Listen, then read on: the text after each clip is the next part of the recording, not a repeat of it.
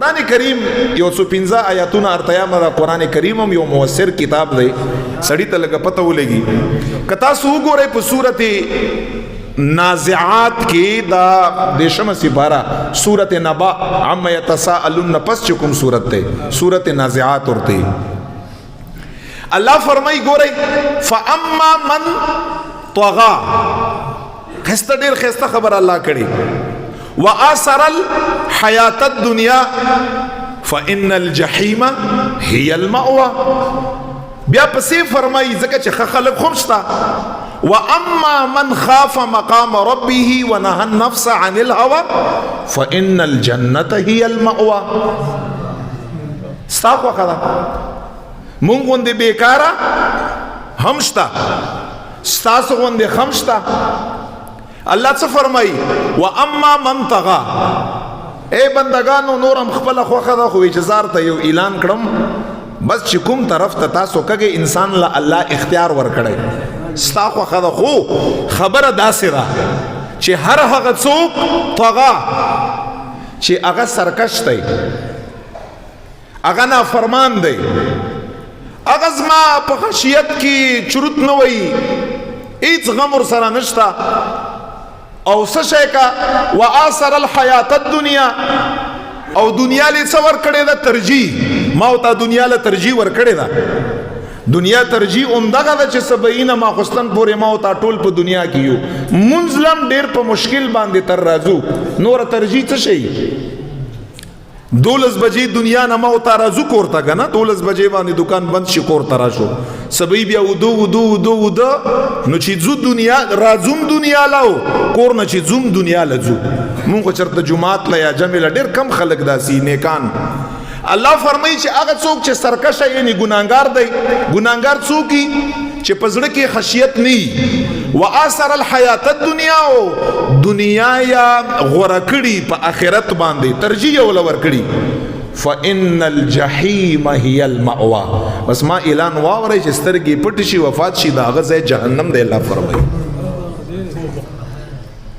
دا دی خوخه او کدا دی خوخه واما من خاف مقام ربه ونهى النفس عن الهوى فإن الجنة هي المأوى او الله فرمایي چې بعضی کسان داسیم دي هغه کسان چې د خدای پاک جل مجده په ورځ د قیامت باندې د هغه د ادریدو نه یریږي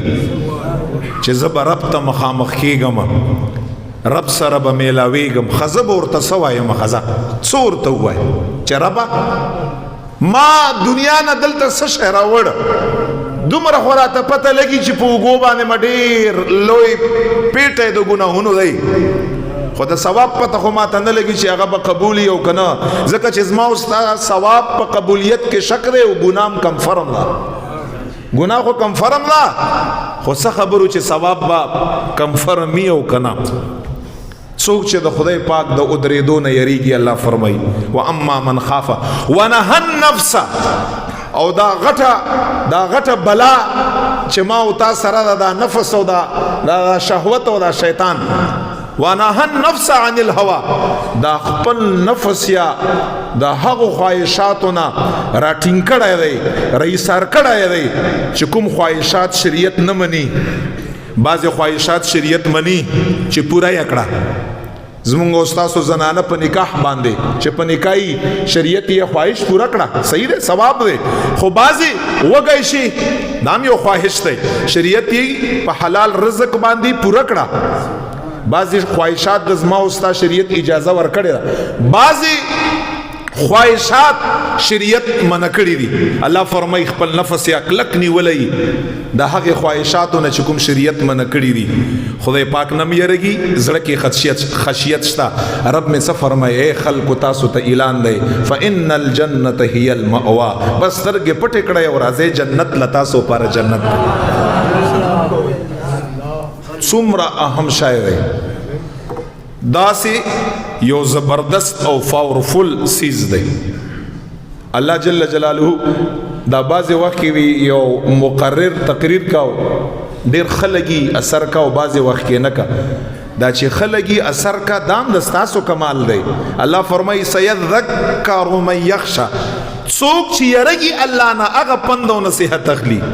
څوک چې الله نه نه یریږي الله فرمایي هغه ته لګیا اوسه. نو چې دا زه لګیایم او تاسو له خوند درکوي او په تاسو باندې مثال کې طور په اثر کا تاسو رب نه یریږئ ذکر باندې اثر کا. دام د خوف الہی او علامه ده چې دین یو خبره به پتا خلګي اثر بار باندې کا گویا کې ته الله نه یریږي. الله خپل قرآن کې ویلي چې دین خبره خار باندې لګي ستا په زړه کې خشیت شته.